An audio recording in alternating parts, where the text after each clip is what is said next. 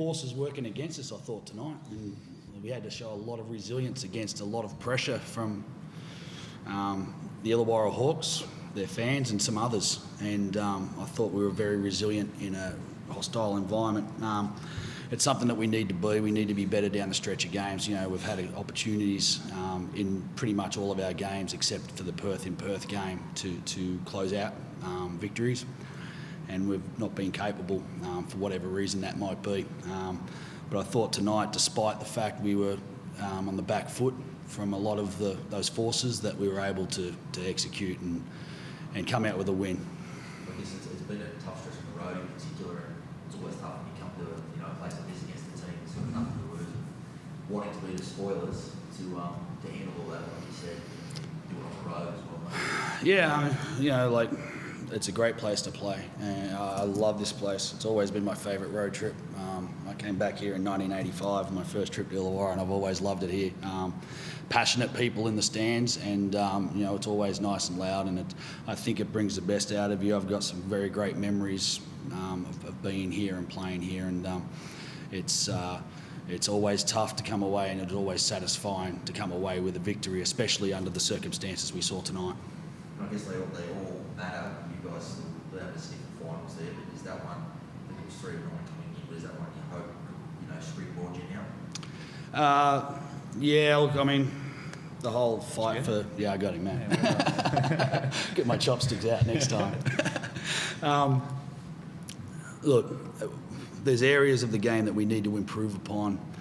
Making the finals, not making the finals, it's irrelevant to the point that if we don't improve upon these things, then it's going to be taken out of our hands.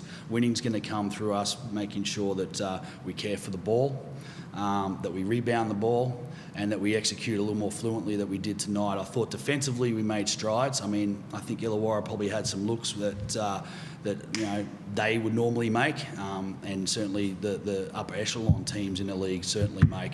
But we've been on the end of some unbelievable shooting at times as well. The Cairns game, I thought we defended well, but we got beat by great shooting. New Zealand as well with Abercrombie. So, we're doing our best at the defensive end to try and overcome. I think that we have to still continue to make marks at that end. That's the defensive end getting stops. It was a 17-0 run there. Yep. In the second quarter, that as much as you were making shots, Kendall was shooting really well, but that seemed to come from stops. Yeah, no, I mean, it was. I thought we held up. We had guys in foul trouble throughout the course for the whole of the game. We had to get significant contributions from guys who hadn't played a lot of minutes. Ben Madsen wasn't supposed to play today, and I thought he was amazing, and he really pressured Todd Blanchfield throughout the course of the game. Kendall Stevens is a young man who's been suffering an ankle injury for around a month now. And, I know last time we played Illawarra, they picked on him. He was out there for 4 possessions and they just went straight at him, bang, bang, bang, bang, bang. And he was ineffective, was -8 in a minute and a half, and it hurt us. The acid was put on him this week. Man, you're healthy now. You've got no excuses. You've got to get out there and get a job done, and I thought he was excellent. The bloke next to you, mate, obviously a bit depleted in the front court at the moment, but a double-double before three-quarter time, and nursing some fouls through all that as well. You want me to say something nice about him? He can say a lot nicer things about himself. He's a pretty big fan. You know that he's actually, what is it when you've got that thing on I've got Instagram? a blue tick on Instagram. Yeah, he's been crowing about that. So It's just nice to be certified. Big deal. That's kind of what that means, is that I'm verified as a really important person. We've got him going now. Shut up, I'll answer the question.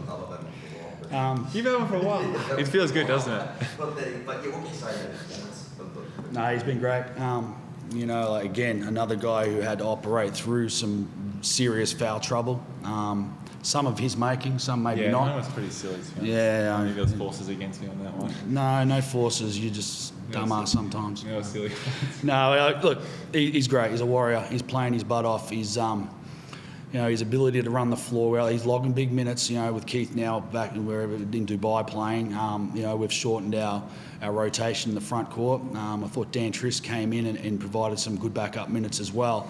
But his ability to just run the floor, defend the pick and roll, and his relentlessness at both ends of the floor on the boards, and particularly the defensive boards now. I thought he probably had a chance to get a lot more, but was probably dealt with physically in an unfair circumstances, and pushed off a couple of defensive boards that he probably would have got as well. But these are the things we have to work through. We're getting used to it week by week. So, but yeah, his courage and his discipline was fantastic at times. From your perspective, there some of the circumstances mentioned that you're against, AJ and Josh Burgess with the two-headed monster too, in a bit of a depleted front court. But did you really feel the need to step up there? Yeah, I mean, for me, this game was kind of nice actually because, to be honest with you, Ty Wesley was doing like all the hard work for me. Felt like every time he was blocking the big fellas out, and I was just getting a free run at it. And then down the other end, he's getting guarded by the better defender, and I kind of get to roam around a little bit and get those little drop-offs and stuff. So just like I feel like my improved play has also correlated a little bit with Ty too. And I know he hasn't been shooting that well, but just his sort of presence on the floor helps me out a lot. And he's just been getting his legs underneath him for the last couple of weeks. And then for these last two games, I feel like he's just doing so much work that goes a little bit unnoticed. And at the minute, I'm getting a little bit of the spoils with the numbers. But yeah, it's definitely like a thing we're working forward together there.